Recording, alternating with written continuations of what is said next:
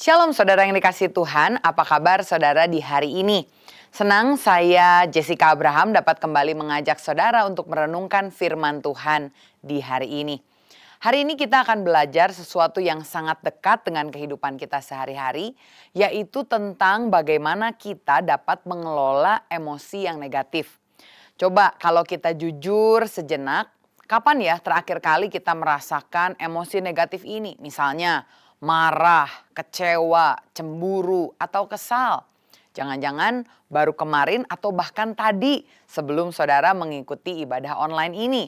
Atau mungkin saudara saat ini pun masih sedang ada di tengah-tengah emosi yang negatif ini. Sehingga ketika saudara mendengarkan khotbah, saudara masih terengap-engap karena saudara masih begitu kesal, begitu marah. Jika ya, ya puji Tuhan. Artinya saudara saat ini sedang ada di jalan yang tepat.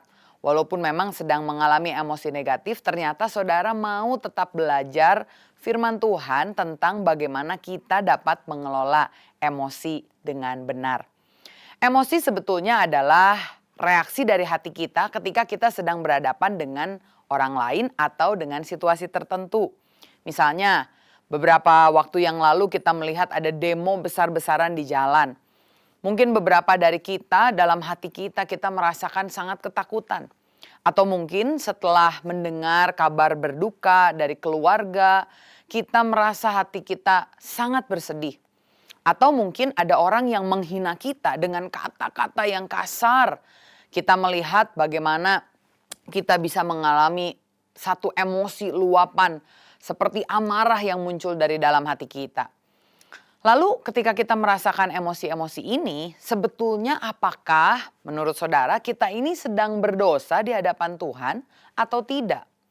Jawaban singkatnya sebetulnya tidak, saudara. Saudara bisa saja takut, saudara bisa saja bersedih, bisa saja marah, tapi itu tidak langsung otomatis membuat saudara berdosa. Kenapa? Karena emosi pada dasarnya itu adalah bagian dari diri manusia yang Tuhan ciptakan secara indah dan tentu Dia ciptakan untuk sesuatu yang berguna. Alkitab sendiri bahkan menunjukkan bahwa Allah itu punya emosi. Firman Tuhan berkata bahwa Allah dapat marah ketika Ia melihat dosa yang begitu merajalela. Allah juga bersedih ketika melihat umatnya yang tidak taat kepada Dia. Dan kita, manusia yang diciptakan segambar dan serupa dengan Allah, juga dikaruniai kemampuan untuk bisa merasakan emosi-emosi ini. Tapi ini bukan berarti bahwa saat kita merasakan emosi-emosi negatif ini, kita bebas untuk berekspresi semaunya kita dan tetap tidak berdosa. Saat marah misalnya, kita memutuskan untuk mengumpat, bahkan mengatakan kata-kata yang kasar, sumpah serapah, atau bahkan membanting barang merusak fasilitas umum. Saat bersedih bukan berarti kita bisa jadi putus asa, bahkan mengambil keputusan untuk bunuh diri. Hati-hati saudara, emosi yang tidak bisa dikelola dengan baik ini bisa merusak. Merusak diri kita, merusak hubungan kita dengan Tuhan, dan bahkan merusak hubungan kita dengan sesama. Dan tentu akhirnya ini menggiring kita untuk melakukan dosa. Di Alkitab saya melihat ada seorang wanita yang namanya adalah Rahel. Dia adalah istri Yakub yang Alkitab mengisahkan dia ini mandul. Karena keadaan yang mandul ini, dia begitu cemburu kepada saudaranya, Lea. Lalu apa yang terjadi? Dia yang cemburu melampiaskan emosinya kepada suaminya Yakub. Dalam Kejadian 30 ayat yang pertama, dia bilang, "Hei Yakub, beri aku anak, kalau enggak aku akan mati." Wah, Rahel membiarkan emosinya meledak. Dan ledakan ini diarahkan ke tempat yang salah. Dia menyalahkan suaminya Yakub yang sebetulnya tidak punya otoritas apa-apa untuk membuat dia beranak. Rahel lupa bahwa yang sanggup memberi dia anak sebetulnya adalah Tuhan. Nah, tentu mendengar perkataan itu, Alkitab mencatat bangkitlah juga amarahnya Yakub kepada Rahel.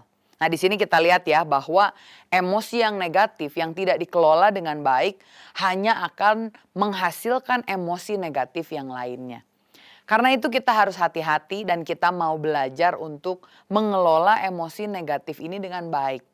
Keadaan yang kita hadapi hari ini mungkin sama. Emosi yang kita rasakan juga mungkin sama.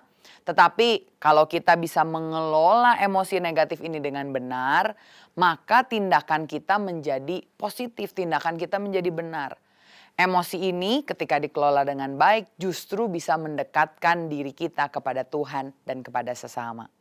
Dalam kitab 1 Samuel, saya melihat ada seorang wanita lain yang juga sama-sama menginginkan anak, belum punya anak. Tetapi sayangnya dia juga seperti Rahel, mandul. Nama perempuan ini adalah Hana. Seperti Rahel, Hana melihat bagaimana istri suaminya yang lain yaitu Penina tidak hanya memiliki anak tetapi memiliki banyak anak. Belum lagi Penina ini sengaja menyakiti hati Hana karena kemandulannya itu. Tentu saya rasa Hana merasa sangat sedih, frustasi karena dia mandul. Dia juga pasti merasa pedih hati karena sering dibandingkan bahkan diejek oleh Penina yang punya anak banyak. Tetapi berbeda dengan Rahel, Hana tidak melampiaskan emosinya kepada Elkanan suaminya atau bahkan kepada Penina. Kita akan melihat ada 3 hal yang praktis yang kita bisa teladani dari Hana bagaimana dia mengelola emosi negatifnya dengan baik. Yang pertama saya lihat di kitab 1 Samuel pasal yang pertama ayat 6-7. Dikatakan oleh firman Tuhan, tetapi madunya yaitu Penina selalu menyakiti hatinya, hati Hana, supaya ia gusar. Karena Tuhan telah menutup kandungannya. Demikianlah terjadi dari tahun ke tahun setiap kali Hana pergi ke rumah Tuhan, Penina menyakiti hati Hana sehingga ia menangis dan tidak mau makan. Hal pertama yang saya lihat, Hana ini ternyata adalah orang yang ketika merasakan emosi negatif, dia tidak menekan, dia tidak menyembunyikan emosinya. Tetapi Hana menyalurkan emosinya dengan tepat, yaitu dia menangis. Saudara, kita perlu menyadari bahwa kita manusia ini terdiri dari roh, jiwa, dan tubuh. Karena itu emosi yang kita rasakan ini walaupun tidak terlihat dirasakan oleh jiwa kita, seringkali perlu disalurkan, diekspresikan dengan tepat. Yaitu salah satunya lewat ekspresi tubuh kita. Justru jika tidak ini bisa berbahaya. Emosi negatif yang dipendam terus di dalam jiwa kita lama-lama bisa jadi bom waktu yang bisa meledak kapan saja. Dan ledakannya itu bisa pada masalah emosional lain. Misalnya saudara jadi mendapatkan panic attack, kecemasan, depresi, gak bisa tidur, insomnia. Atau mungkin ledakannya ini pada masalah tubuh seperti tiba-tiba saudara kena darah tinggi, kena serangan jantung, ada penurunan imun tubuh, daya tahan tubuh. Atau bahkan ledakannya ini bisa berembet ke hubungan saudara sama seperti yang dilakukan Rahel kepada suaminya Yakub. Karena itu kita perlu belajar untuk menyalurkan emosi yang negatif ini dengan tepat. Dalam hal ini Tuhan sebetulnya sudah memberikan kita sebuah karunia, yaitu air mata kita. Untuk kita dapat mengekspresikan apa yang kita rasakan lewat tangisan. Dan ini juga adalah pemberian yang baik untuk bisa digunakan. Jadi jangan sampai kita bilang, oh orang yang kuat tidak pernah menangis. Atau mungkin para laki-laki suka bilang boys don't cry, laki-laki gak boleh menangis. Saudara perlu tahu bahwa Tuhan memberikan kita air mata sehingga kita bisa meregulasi emosi ini. Saat seseorang sedang menangis, ternyata saya lihat dalam bidang ilmu pengetahuan, dikatakan bahwa ada sistem syaraf parasimpatis yang kemudian jadi aktif. Sistem syaraf ini bertanggung jawab untuk menenangkan tubuh kita yang stres atau yang sedang mengalami emosi yang sangat intens. Ada pelepasan hormon oksitosin misalnya, atau pengurangan hormon kortisol, yaitu hormon stres yang terjadi ketika kita menangis. Wah, betapa luar biasa sekali ya apa yang Tuhan ciptakan ini. Tentu menangis bukan satu-satunya cara. Ada cara lain selain menangis untuk menyalurkan emosi negatif kita. Ada orang-orang yang berolahraga. Ya, kalau lagi pusing, pengen marah bawaannya, banyak orang yang sekarang main padel. Ada yang main tenis atau bahkan lari. Ini juga baik untuk meningkatkan endorfin, meningkatkan dopamin, hormon-hormon yang membawa perasaan tenang, hormon yang memotivasi kita untuk hidup positif. Ada juga orang yang menyalurkan emosi negatifnya dengan cara makan. Nah, berapa banyak di antara saudara yang melakukannya dengan hal ini? Saat makan ada hormon bahagia, serotonin yang kemudian terlepas. Tentu harus dalam batas wajar ya, jadi tidak kelebihan makan atau overeat. Atau saudara juga bisa melakukan kegiatan, hobi yang saudara suka seperti melukis, menyanyi, dan yang lain-lain.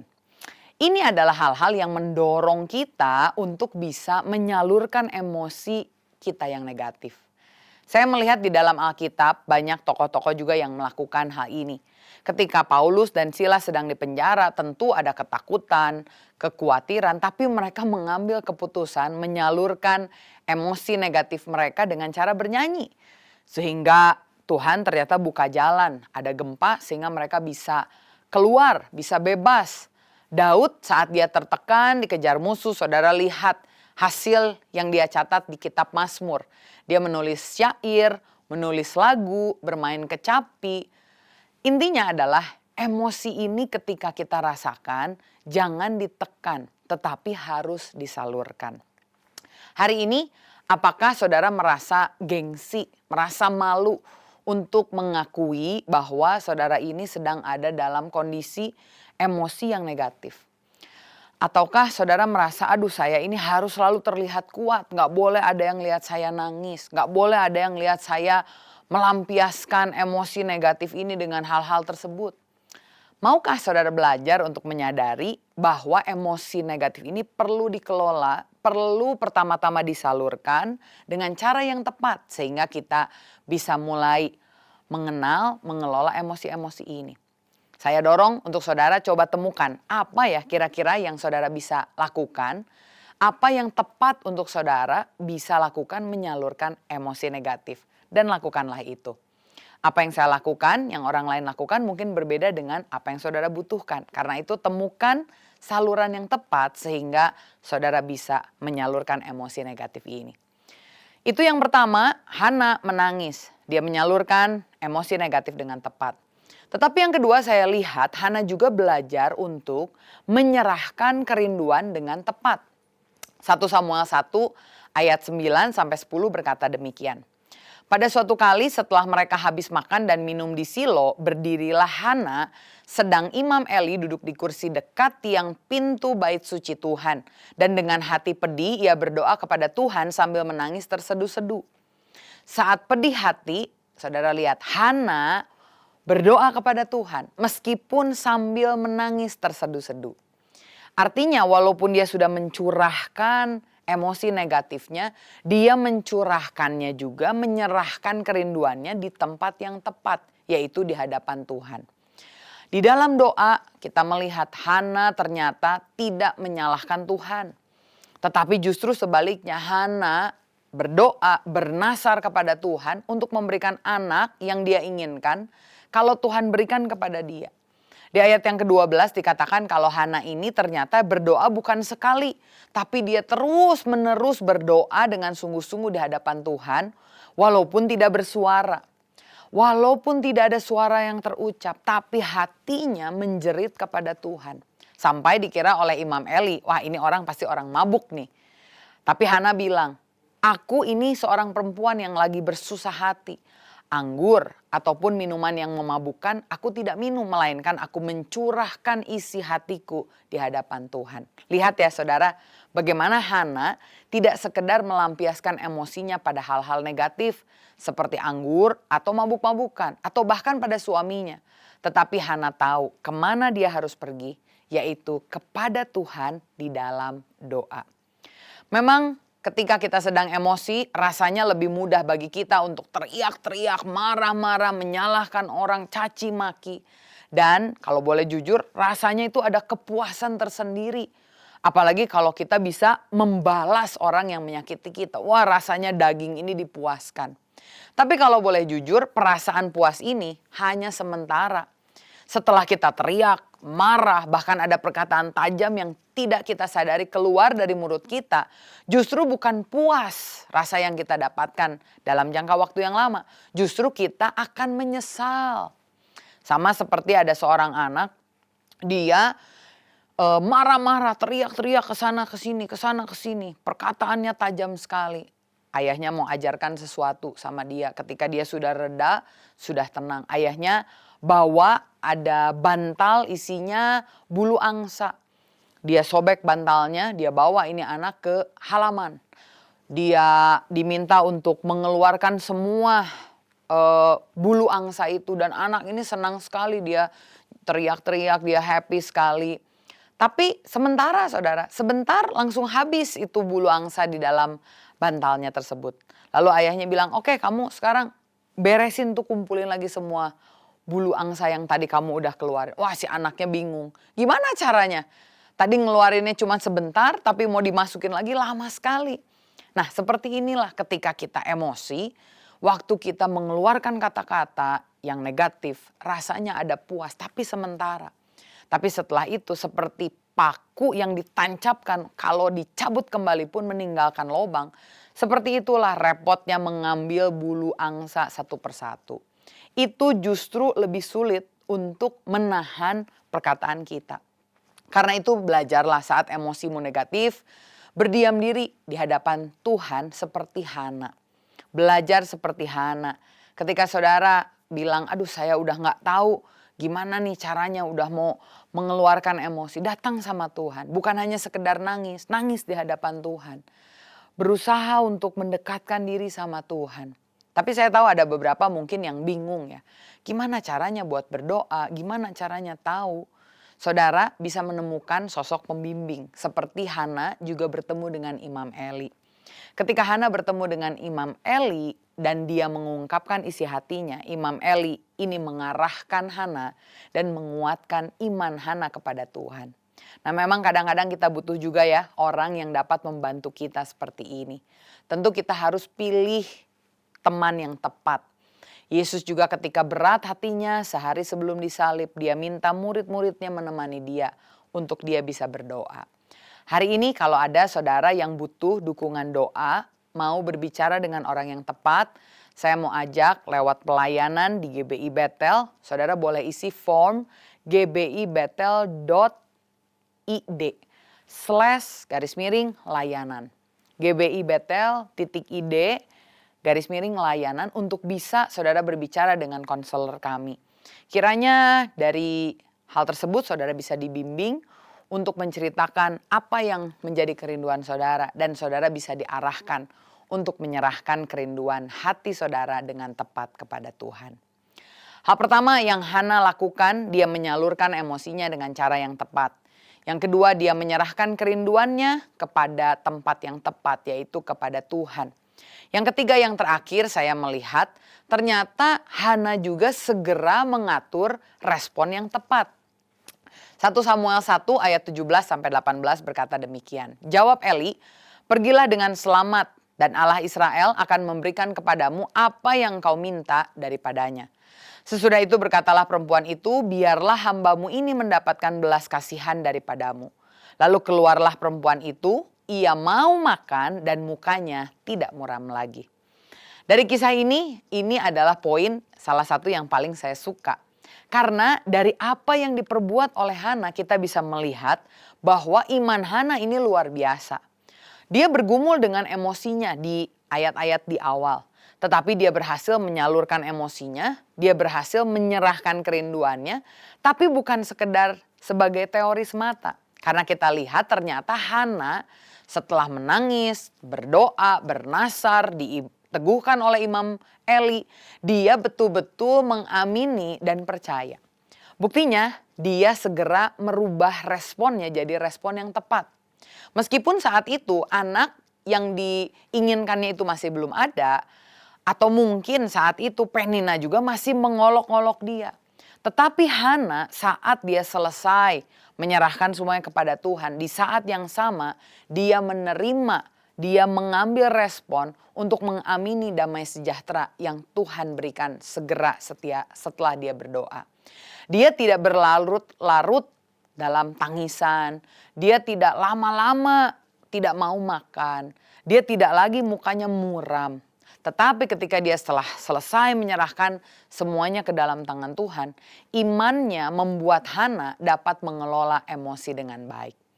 Hari ini apakah saudara masih memilih untuk berlarut-larut dalam kesedihan, dalam kekecewaan, dalam amarah, sehingga saluran emosi negatif itu sekarang menjadi pelarian?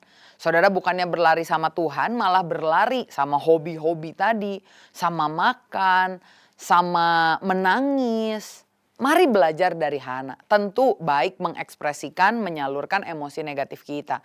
Tetapi itu bukan hasil akhir. Itu bukan poin di mana kita berhenti. Tapi justru iman ini yang menjadi kerinduan kita. Iman yang sejati yang kita tunjukkan dengan respon hati yang berubah. Bukan sekedar nunggu keadaan berubah dulu. Tetapi justru setelah kita menyerahkan semuanya, kita tidak berlarut dalam kesedihan, ketakutan, kemarahan, kekecewaan. Tapi kita memilih untuk bangkit, untuk tersenyum, untuk bersyukur, dan untuk melanjutkan hidup dengan damai sejahtera yang Tuhan berikan. Meskipun sekali lagi jawaban doa masih belum terlihat. Meskipun situasinya masih sama, tapi kita bisa memberikan respon yang tepat. Karena ternyata ada hasil yang didapatkan. 1 Samuel 1 ayat 19 dikatakan oleh firman Tuhan demikian. Keesokan harinya bangunlah mereka itu pagi-pagi lalu sujud menyembah di hadapan Tuhan. Kemudian pulanglah mereka ke rumahnya di Rama. Ketika Elkana bersetubuh dengan Hana istrinya, Tuhan ingat kepadanya. Maka setahun kemudian mengandunglah Hana dan melahirkan seorang anak laki-laki. Ia menamai anak itu Samuel sebab katanya, aku telah memintanya daripada Tuhan. Sekali lagi kita lihat bagaimana Hana sikapnya itu sudah berubah. Keesokan harinya dia tetap mau menyembah Tuhan. Tidak dikatakan lagi dia uring-uringan, marah-marah, tidak mau makan. Semuanya seakan-akan berjalan seperti biasa karena Hana sudah menyerahkan emosi negatifnya, kerinduannya kepada Tuhan. Akhirnya kita lihat Hana melahirkan Samuel. Dan Hana menerima jawaban dari apa yang dia doakan. Bahkan lebih daripada itu karena kita lihat setelah Samuel diserahkan kepada Tuhan. Sesuai dengan apa yang menjadi nasarnya, Tuhan menggantikan Samuel lain. Hana diberikan anak-anak yang lain. Wah, luar biasa, ada mujizat yang terjadi. Tapi saudara, tentu saya ingin saudara percaya mujizat. Tapi saya tidak menekankan poin yang ini. Karena perhatikan, sekali lagi Hana dapat mengelola emosinya dengan baik sebelum dia tahu ada mujizat dari Tuhan. Bahkan dia harus menunggu 1 tahun sampai akhirnya anaknya dilahirkan. Artinya emosi Hana ini terkelola dengan baik sekali lagi bukan karena keadaan yang dia inginkan sudah terjadi. Tetapi sebelum apa yang dia harapkan itu terjadi, Hana sudah bisa mengelola emosinya dengan baik. Saya percaya sekali lagi mujizat bisa terjadi.